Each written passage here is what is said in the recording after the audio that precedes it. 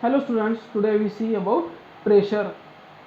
अब प्रेशर आपने देखा होगा कि आप जब आपके साइकिल में, मोटरसाइकिल में हवा मारने के लिए जब जाते हैं आपके व्हील्स में, टायर्स में, तो जो पर्सन है हवा फिलअप करने वाला, एयर फिलिंग मशीन से, तो उसके ऊपर प्रेशर का एक इंडिकेटिंग डायल रहता है उनके पास। वो पहले अपने गाड़ी की उस डायल से काउंटिंग करते हैं और उसके बाद वो एयर को भरते हैं। अगर कम होगी तो ज़्यादा हवा उसमें भर देते। तो वो क्या इंडिकेट करती है? प्रेशर। ओके, सो ये है एग्जांपल प्रेशर का। उसके बाद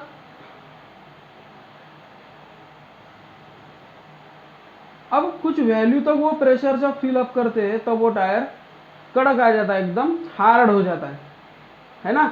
अब इसका कुछ एग्जांपल देकर है, आपको एक आयरन नेल लेना है। Take some sharp pointed nails.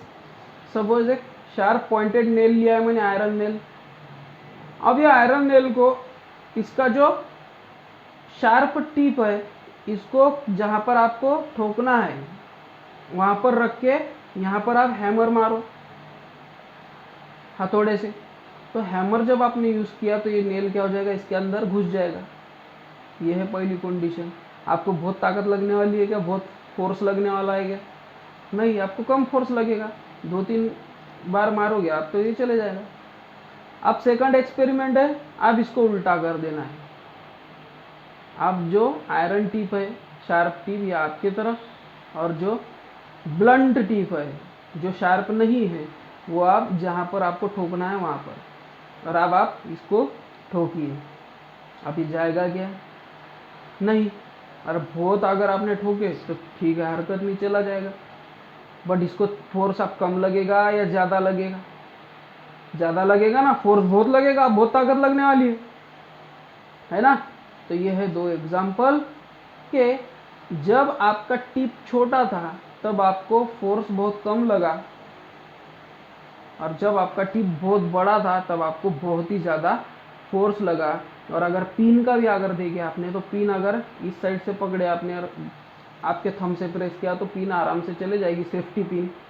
But अगर इसको उल्टा कर दिया और इसको ऐसे अगर पकड़ा आपने तो बहुत हार्ड तो जाएगा ही जाएगा, उल्टा आपका थंब भी हर्ट हो जाएगा। Your thumb can may get hurt. आपके थंब को भी हर्ट पहुँचने की चांसेस रहते हैं। तो ऐसे एक्सपेरिमेंट में the nail easily penetrates into would. Nail जो है आराम से वुड में चला जाएगा अगर पॉइंटेड एंड होगा तो, है ना।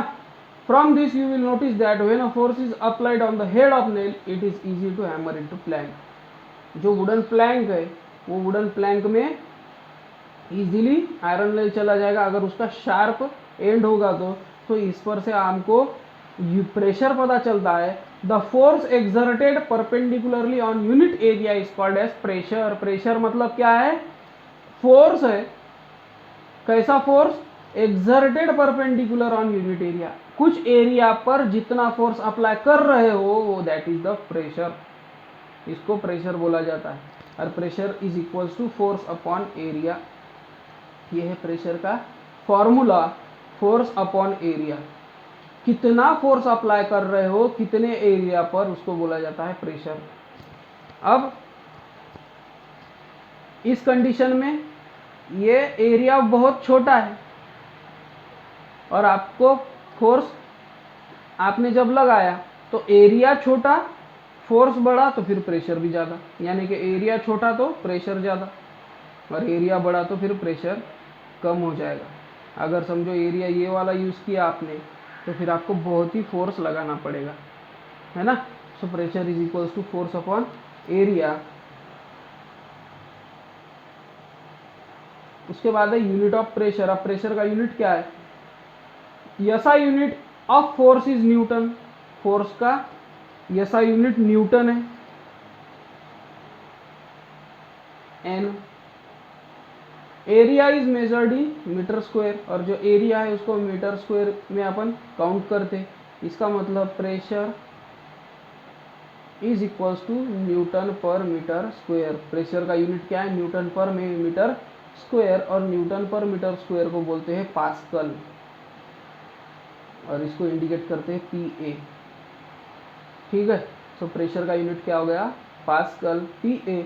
और एटमॉस्फेरिक साइंस में, एटमॉस्फेयर मतलब अपने आसपास की हवा, तो उसमें कितना प्रेशर है उसको बोलते हैं बार, और 1 bar is equal to 10⁵ pascal.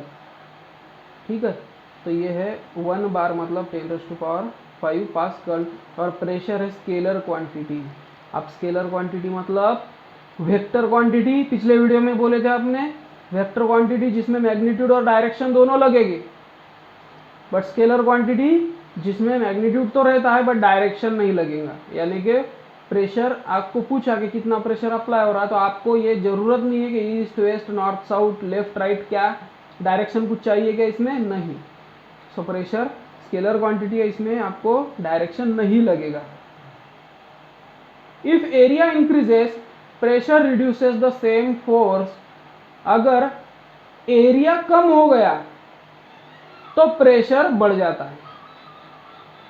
यानी आयरन नेल का एग्जांपल हमने देखा कि इसका एरिया कम है तो फिर इसको प्रेशर ज्यादा लग जाता है, इसलिए आयरन नेल आराम से कोई भी चीज में घुस जाएगा।